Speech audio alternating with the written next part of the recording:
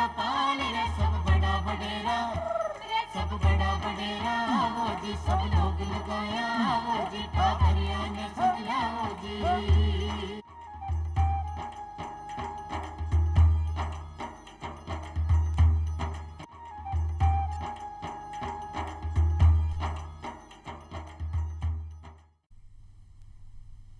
चौपाल दे एक बड़ा सबड़ा भाया और बेणा ने राम राम।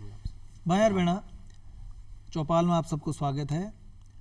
पूज्य बापू महात्मा गांधी जी खिया करता कि आप कोई भी काम करा या कोई भी सरकार योजना बनावे तो ई बात को ध्यान रखना चाहिए कि जो अंतिम पंक्ति में कोई मिनक बैठे हुए है उन्हें आ ई योजना सु या अपना काम सु कहीं फायदो पोगेलो।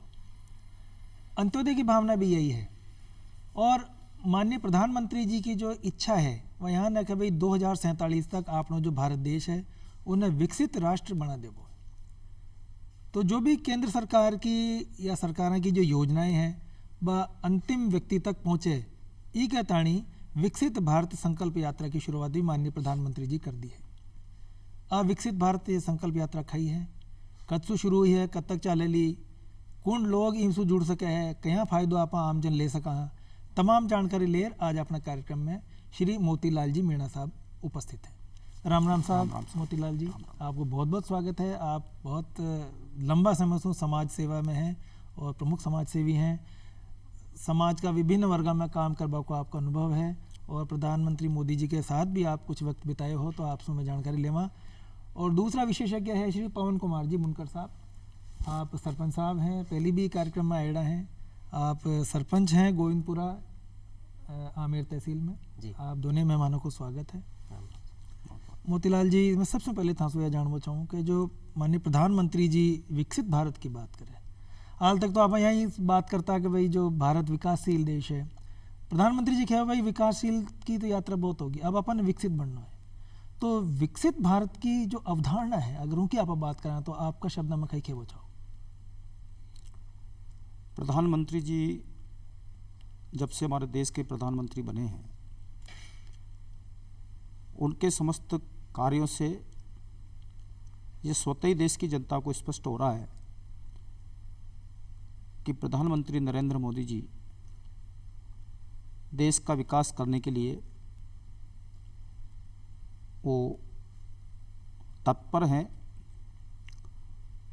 और जो आज उनको करना है उसको वो बहुत पहले प्लानिंग कर लेते हैं। जैसा कि हमको सबको ध्यान है, जब वो प्रधानमंत्री बने तो सबसे पहले उन्होंने पूरे विश्व भर के अंदर विश्व के देशों की यात्राएं की कि हम विकसित देशों की श्रेणी में आते हैं और विश्व के कई अनेक देश हैं जो विकसित देश हैं और हम विकासशील देशों की श्रेणी में आते हैं। तो वहाँ पर ऐसा क्या है, वहाँ की जनता की सोच क्या है, वहाँ की सरकार की सोच क्या है, वहाँ का विजन क्या है और वो किस प्रकार से अपने देश का विकास करते हुए अग्रणी देशों की श्रेणी में आए हुए हैं।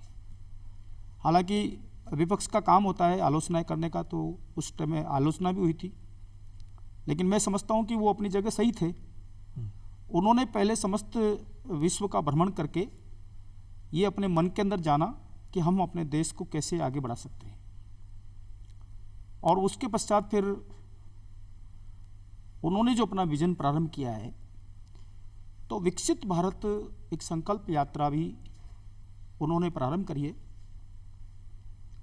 मैं समझता हूं कि एक विकसित देश को बनाने के लिए उस देश के समस्त वर्ग और समस्त श्रेणियां, उस देश के अंदर रहने वाला गरीब व्यक्ति, उस देश का अमीर व्यक्ति, उस देश का सरकारी व्यक्ति और उस देश की सरकार, ये सब मिलकर अपने मन के अंदर एक संकल्प लें। उस संकल्प को लेने से ही हम सब एक लाइन में एक सोच की ओर बढ़ेंगे, तो फिर देश का अपने आप विकास होने की स्थिति में आ जाएगा जी। तो प्रधानमंत्री जी चहुमुखी विकास और चहुमुखी सोच, चहुमुखी उनकी दृष्टि रहती है। पिछले 10 साल के कार्यकाल में उन्होंने जिस प्रकार से गरीबों का उत्थान करने के लिए, भाई देश तभी मजबूत हो सकता है कि उस देश का रहने वाला व्यक्ति है उसकी प्रति व्यक्ति आय बढ़े, देश की आर्थिक ग्रोथ बढ़े, देश की आर्थिक व्यवस्था मजबूत हो। और देश का व्यक्ति यदि गरीब व्यक्ति मजबूत नहीं होगा, वो आर्थिक दृष्टि से कमजोर होगा, तो वो शिक्षा प्राप्त नहीं कर पाएगा। ठीक बात है। और शिक्षित व्यक्ति नहीं होगा तो सही प्रकार का रोजगार उसको सरकार उपलब्ध भी कराएगी तो उसका उपयोग नहीं कर पाएगा। बिल्कुल सही। तो जो अंत्योदय का व्यक्ति है, जो अंतिम व्यक्ति पायदान पर बैठा हुआ है, उसका विकास कैसे हो, तो उन्होंने छोटी छोटी चीजें प्रारंभ करी कि घर के अंदर उनका पक्का मकान होना चाहिए। तो प्रधानमंत्री जी ने जो इंदिरा गांधी जी के नाम पे जो इंदिरा आवास योजना चलती थी जी, उसका विस्तार किया जी, और उसका विस्तार करके प्रत्येक गरीब को पक्का घर मिले। फिर उसके बाद में घर के साथ उस घर में पक्का मकान बनेगा तो चूल्हा कैसे जलेगा, तो फिर उसको खाना बनाने के लिए गैस का कनेक्शन मिले ताकि महिलाओं की आंखें भी सुरक्षित रह सके, उनका स्वास्थ्य भी ठीक रह सके। फिर उनको पीने के लिए शुद्ध पानी मिले, तो शुद्ध पानी के लिए भी उन्होंने व्यवस्था करी। घर की जो माताएं बहनें हैं उनकी उनका भी स्वाभिमान कहीं लज्जित न हो, तो उस घर के अंदर एक शौचालय भी होनी चाहिए। यानी ये देखने को छोटी छोटी चीजें हैं, लेकिन ये एक गरीब व्यक्ति की मूलभूत आवश्यकता है। बिल्कुल उनकी तरफ उन्होंने ध्यान दिया। तो एक उनके पहले से ये विजन था कि एक दिन हमको लंबा टारगेट लेके और भारत को विकास की ओर बढ़ाना है, देश का। हाँ जी, मोतीलाल जी, मैं थाकने के दोबारा आऊँ। सरपंच साहब बैठा रहा है। सरपंच साहब जो आभार तमाम तरह की जो बात करी कि भाई सबने पक्को आवास मिल जाए, महिला ने शौचालय ताकि बाढ़ न जाना पड़े, पीबा को पानी व्यवस्था। तो आपकी पंचायत समिति की अगर बात करा गोविंदपुरा की, तो ये सब व्यवस्था है उठे या हाल प्रगति का पथ पर चाल ही हाल पहुंची कौन योजना है? देखो अभी तक यहाँ पूरी तरह से सुख है कौन सका कि माँ की सारी व्यवस्था हो चुकी, लेकिन फिर भी जैसे अभी मैंने पिछले साल जो शौचालय की बात आई, तो पिछले साल मेरी पंचायत में 17 आदमियों में यह शौचालय को लाभ दिलायो जी, जहाँ का शौचालय बने कौन चो और बाने शौचालय बन अब बिल्कुल 12 कौन जाए शौचालय में जाए। तो मैं मोदी जी को बहुत बहुत धन्यवाद देना चाहूँगा कि एक गरीब आदमी की सोच है, और जी आदमी ने घर में मतलब कमापा के लिए कुछ कौन है, वो आदमी 12 ही जाए लो तो क्या वो बनावे, तो बिन 12,000 रुपया को सहयोग दे और भी शौचालय के लिए भी एक सहायता करी और कुछ पिछा वो खुद मिला लियो। यहाँ करी एक शौचालय मतलब निर्माण कर वो अंदर ही जाए जिसको 12 भी कौन जा सके, और महिला जो 12 जाए तो एक लज्जत महसूस करे जाए। तो एक इज्जत की दृष्टि से भी यो अच्छे पहल जाए। जी जी। अच्छा मीणा साहब, जो जहाँ तक मेरी जानकारी है, जो विकसित भारत संकल्प यात्रा की शुरुआत 15 नवंबर 2023 से शुरू हुई है और शुरुआत हुई है झारखंड से। तो ये 15 नवंबर ने चयन करवा को प्रधानमंत्री मोदी जी को कई कारण हो और झारखंड से ही शुरू करवात का कई दृष्टिकोण होगा को? देखो इसमें भी देश का कहीं ना कहीं विकास ही छुपा हुआ है। जगह का निश्चित करना, खूंटी स्थान राज्य का चयन करना और उसका दिन तय करना। तो हम देखते हैं कि भारतवर्ष का जो एक आदि समय से यहाँ का जो जनजातीय समुदाय है जो सुदूर जंगलों में रहता है और उसके जीवन के विकास की बहुत आवश्यकता है। हमारे जंगलों में रहने वाले जो आदिवासी भाई हैं, ये हमारी मूल संस्कृति का स्वरूप है देश की का, और इनका देश की आज़ादी में भी बहुत बड़ा योगदान रहा है। आदिवासी समुदाय का विकास हो यानी गरीब का विकास हो, जो अभी भी गरीबी की रेखा से नीचे जीवन जी रहे हैं, तो प्रधानमंत्री जी का एक संदेश पूरे देश को, पूरे राष्ट्र को इस यात्रा को वहाँ से शुरू करने का था। भगवान बिरसा मुंडा आदिवासी समुदाय के ही व्यक्ति नहीं थे, वो भगवान के रूप में पूजे जाते हैं जिन्होंने आदिवासी समुदाय को इकट्ठा करके और देश को स्वतंत्रता की राह पर खड़ा करने के लिए अंग्रेजों के खिलाफ बिगुल फूका था। और एक देश के सभी लोगों का ध्यान देश के गरीब वर्ग की तरफ जाए, जी। और हम वहाँ से जो जंगलों में छोटी छोटी घास फूस की झोंपड़ियाँ बनाकर लोग रहते हैं, उनको पानी की सुविधा नहीं है, उनको बिजली की सुविधा नहीं है, उनके बच्चे स्कूल पढ़ने नहीं जा पाते हैं, उनके लिए सड़क नहीं है, उनके लिए कोई शौचालय की व्यवस्था नहीं है, उनके लिए पक्के मकानों की व्यवस्था नहीं है। तो मोदी जी ने ये जो संकल्प लिया है, तो वो संकल्प जैसा मैंने पहले बताया कि देश का विकास तभी हो सकता है जब देश का गरीब व्यक्ति मजबूत होगा। हमारे देश से गरीबी हटके और हमारा जो व्यक्ति है, हमारा जो परिवार का व्यक्ति है, समाज का व्यक्ति है, उसकी प्रति व्यक्ति आय बढ़ेगी, वो मजबूत होगा, पढ़ेगा लिखेगा, और पढ़ लिख के मजबूत होगा तो जब भी कोई विदेशी व्यक्ति या कोई भी व्यक्ति हमारे यहाँ पर आएगा, हमारे स्ट्रक्चर को देखेगा, सबसे पहले हवाई अड्डे पे उतरेगा तो वो कितना सुंदर बना है, कितना व्यवस्थित बना है, रेलवे स्टेशन पे उतरेगा तो वो रेलवे स्टेशन कितना साफ है, सुथरा है, वहाँ की कैसी व्यवस्था है, उसको किसी प्रकार की कोई प्रॉब्लम नहीं आ रही है। वो किसी गांव में जाएगा तो गांव के लोग कैसा उनका संस्कारित व्यक्ति है, कैसा उनका स्वागत करते हैं, कैसी भाषा में उनका अभिवादन करते हैं, कैसा उनका आवागमन सत्कार करते हैं, कैसी आवागमन की व्यवस्था है, कैसी देश की सड़कें हैं, कैसी देश की बिजली की व्यवस्था है। कोई व्यक्ति आता है और 3 घंटे तक बिजली उसको नहीं मिलती तो वो क्या संदेश लेगा। सही बात। तो ये सारी चीज़ें जो स्वच्छता की चीज़ है, गरीब के विकास की चीज़ है, ये जब भी संभव है जब हमारा गरीब व्यक्ति, किसान व्यक्ति, आदिवासी व्यक्ति, दलित समाज के लोग हैं, किसान हमारे हैं, उनका जीवन जीने का सुधार होगा। और वो तभी सुधार हो सकता है जब देश की सरकार उनकी मूलभूत आवश्यकताओं की पूर्ति करेगी, उनके बच्चे स्कूल जाने लगेंगे, पढ़ेंगे लिखेंगे, तो फिर स्वतः ही देश का एक नक्शा बदलेगा। और ये विकसित यात्रा का जो संकल्प ले रहे हैं प्रधानमंत्री जी ने दिया है, और उस कार्यक्रम में मैं भी गया हूँ, वहाँ पर सारे कर्मचारी रहते हैं जी। जनता के लोग आते हैं, और जनता के लोगों की भीड़ वहाँ पर बहुत अच्छी संख्या में महिलाएं वहाँ उपस्थित होती है, और सबसे पहले सब अपना दायां हाथ सामने करके शपथ लेते हैं कि हम देश से भ्रष्टाचार को समाप्त करेंगे।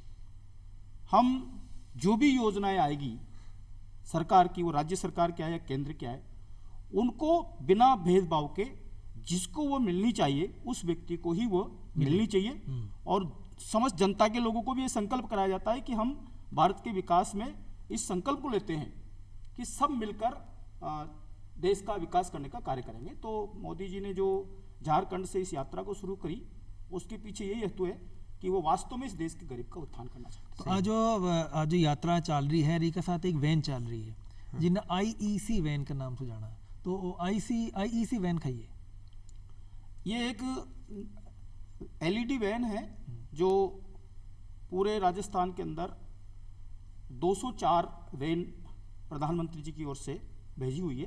अच्छा।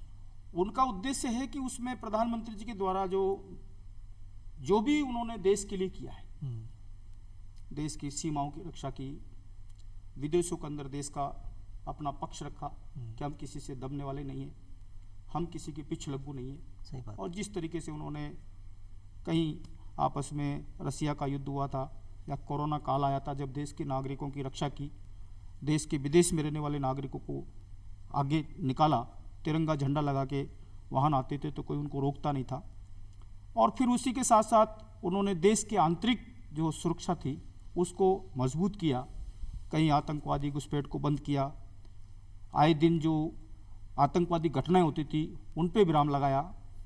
उसके साथ साथ उन्होंने पूरे देश के अंदर से एक स्वच्छता का अभियान चलाकर देश के नागरिक को अपना नागरिक होने का कर्तव्य का भान कराया कि देश को हम ही यदि आगे नहीं बढ़ाएंगे, हम ही उसको स्वच्छ नहीं रखेंगे तो फिर कौन रखेगा। सही बात। बिल्कुल। लोगों के दिमाग में बात रहती है कि हमने सरपंच चुन दिया तो सरपंच ही हमारे सब काम करेगा, विधायक चुन दिया तो विधायक ही सब काम करेगा, सांसद चुन दिया तो सांसद ही सब काम करेगा। ऐसा नहीं है, हमारा भी कुछ कर्तव्य होता है कि हम स्वयं अपने आप को सुधारें, अपने आप को देश की उन्नति से जोड़ें, तो फिर आपको मिलने वाला जो लाभ है वो स्वतः ही मिल जाएगा। बिल्कुल सही बात है। तो ये जो LED वैन जो चल रही है, इसमें उनको इन्फॉर्मेशन देने के लिए कि देश की सरकार आपके लिए किस प्रकार के काम कर रही है, सारी योजनाओं की जानकारी उसके माध्यम से मिलती है। कहीं उज्ज्वला योजना का उसमें ऐड आता है, कभी उसमें स्वनिधि योजना का ऐड आता है, कभी उसमें विकसित भारत के लिए प्रधानमंत्री जी देश की केंद्र सरकार की ओर से गरीबों को क्या मिल रहा है।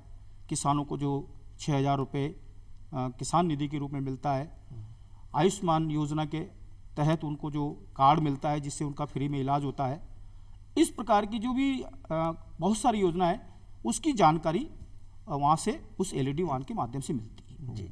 उसी के साथ साथ उसके माध्यम से उनको ये भी समझाया जाता है कि आप किसी दलालों के चक्कर में नहीं पड़े, आप किसी भ्रष्टाचार की को बढ़ावा न दें।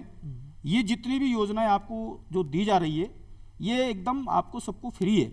हाँ, और सीधे और उसके एक तरह से उनको उसकी शिक्षा, उनकी जानकारी देने के लिए उनको सारा जानकारी देश की जनता को। आज कोई पूछेंगे, पहले ये होता था कि कौन दे रहा है, कि हमको पटवारी दे रहा है, कि सेक्रेटरी दे रहा है। आज किसी से पूछ ले कि आपको गैस कनेक्शन कौन दे रहा है, कि प्रधानमंत्री दे रहा है। आपको लोन कौन दे रहा है, कि प्रधानमंत्री जी दे रहा है। तो एक सीधा सीधा एक शिक्षा भी उनको मिलती है, जानकारी मिलती है, सूचना मिलती है, शिक्षा मिलती है, और सीधा डायरेक्ट जो सरकारी संस्थाएं हैं, सरकारी जो बॉडी है, उससे उनका सीधा संपर्क संवाद हो जाता है सीधा उनका।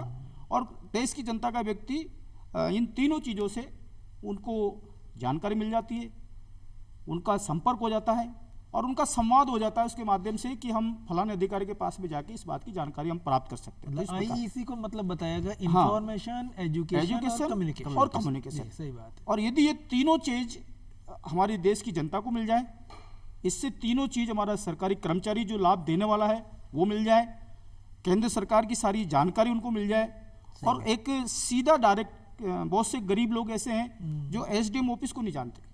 बहुत से गरीब लोग ऐसे हैं कि तहसीलदार कहाँ बैठता है उनको पता नहीं है, उनके पास ऐसे साधन ही नहीं है कि वो वहां तक पहुंच सके। बिल्कुल। तो इस वैन के माध्यम से देश की जनता को ये बताया जा रहा है, सूचना देने का काम, उनको शिक्षित करने का काम, और उनका आपस में संपर्क कराने के लिए। सही बात। ये इस प्रकार से IEC वैन चल रही है। पवन जी, IEC वैन आपके गाँव में आ गई? अभी को नहीं, माँ के 12 तारीख को है, 12 जनवरी को। अच्छा, तो देखो 12 जनवरी ने देखो विवेकानंद जयंती भी है। बिल्कुल, हाँ, है ना। तो आपने भी अगर कोई बात आपने जाननी है तो जान सको, आपने जी आइडिया है भाई साहब। दूसरी बात यहाँ है कि देखो वैन के द्वारा जितनी भी योजनाएं हैं, सरकारी योजनाओं को फायदा आप ले सको जी। आपने जानकारी मैं दे दूँ थोड़ी बहुत, क्योंकि माँ का भी क्षेत्र में वो जो वैन आ चुकी है। अच्छा। तो मैं PM स्वनिधि योजना या उज्ज्वला को फायदा ले सके हैं। जी। 1 जनवरी यानी आज से हाँ, वो कर दियो का आप BPL ने और उज्ज्वला गैस कनेक्शन ने 450 रुपये में सिलेंडर मिले। बिल्कुल। आपका गांव में अगर शान के कौन कौन सी बातें हैं जी को थे चाहो कि भाई माँ का गांव में ये बातों को फायदा मिलना चाहिए? बिल्कुल। माँ के गांव में देखो अभी तो ग्रामीण इलाकों है, ज़्यादातर लकड़ी से रोटी बनावे, तो भी महिला ने रोटी बनावा में काफ़ी दिक्कत हुए। तो प्रधानमंत्री जी जो उज्ज्वला योजना चलाया, बाको काफ़ी लोगों ने लाभ भी मिल चुके हो, लेकिन कई परिवार यहाँ का जो ये लाभ ले कौन सका, क्योंकि बाने एक तो जागरूकता को अभाव जो बाने कोई सटीक जानकारी मिल कौन पाई। लेकिन अब जहाँ TV में भी देख रहा है, मैं WhatsApp के माध्यम से भी लोगों ने जागरूक कर रहा था, जो भी जने कैंप लाग रहे भी के बारे में लोगों ने बता रहा था, और मैं जागरूक करें कि आपने 12 तारीख ने कैंप लाग लो, बीमते सब आओ, और जो भी डॉक्यूमेंट्स बचे बाने WhatsApp पे मैं भेज, और बाने जागरूक कर रहा था कि आप उज्ज्वला को बिल्कुल आप फार्म भरो, तो वो थाने तुरंत भी को फायदा मिल लो, और जो महिला ने परेशानी से रोटी बनाबा कमाए ने तो बीसों बिन निजात मिल लो। जी। एक आयुष्मान भारत योजना भी है। हाँ, बिल्कुल। जी के तहत आप जो है निःशुल्क इलाज ले सको हो, आपको बीमा भी हो जाएगा है, तो उनको फायदा भी अपने भाई बहन। हाँ, बिल्कुल। बिकली भी मैं प्रचार कर रहा था कि ये काफ़ी योजना पुरानी है, और अभी राजस्थान में पहले या लागू कौन ची, तो अभी ये अपना प्रधानमंत्री जी ने लागू करो, और आयुष्मान का जो कार्ड बन वो चालू तो हो गया, और काफ़ी लोग बना भी चुका, और ई मित्र पे बिल्कुल ये सुविधा उपलब्ध है, और संडे और सैटरडे भी मांग तो ई मित्र खुल्लो रहते, और लोग बाग आगार बनवा रहे थे। एक स्वच्छता का अभियान भी चल रहा है सरपंच साहब, आपने पूरा प्रदेश में कि भाई 25 दिसंबर से लेकर 10 जनवरी तक भाई पूर्णतः स्वच्छ अपनो प्रदेश दिखे, अपनो नगर दिखे, अपनी पंचायत दिखे, अपनो मोहल्लो दिखे। जी। और इका ताणी भी श्रमदान का भी तरह का वो अभियान चल रहा है। उनके ताणी भी था कहीं कुछ प्रयास हो तो बताओ। नहीं, पंचायत में मैं करा था ना, जहाँ युवा टीम है, कि मैं खुद युवा तो युवा टीम ने साथ में ले, और या संडे के संडे में 10-5 छोरा मिले और गांव के जो आबादी भूमि से मंदिर के पास में यो तेजा जी के मंदिर पास हुई अंडे स्वच्छता अभियान में खुद चलावा जा और लोग बाग अपना भी अब तो खुद ही आवा लगा कि आज कतरी बजे सुर लोग खुद मैंने फोन कर पूछ ले कि आज कतरी बजे सुरा कला। तो स्वच्छता तो जब तक स्वच्छ भारत न बोलो तो अपना स्वस्थ जीवन भी बेकार है, क्योंकि अगर स्वच्छता ही होली ना तो ही अपना स्वस्थ स्वास्थ्य ठीक रह पाओ लो।